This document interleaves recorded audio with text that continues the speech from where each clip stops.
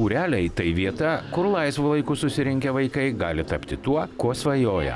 Dainininkais, šokėjais, užsienio kalbų žinovais. Taip jie ne tik išmėgina jėgas naujose srityse, bet ir lavina gyvenime labai svarbius įgūdžius.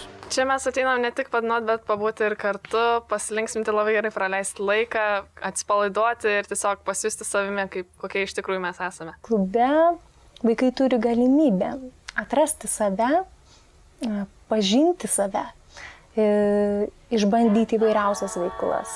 Ir aš manau, mokyklose nėra tiek daug tų galimybių, kiek čia mes galim jiems suteikti.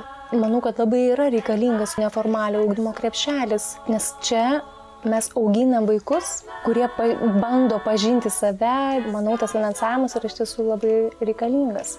Užsiėmimai po pamokų vaikams nėra tik laisvalaikio praleidimo būdas. Juose visapusiškai ugdoma asmenybė, pažadinamas pažinimo, bendravimo ir kūrybos džiaugsmas.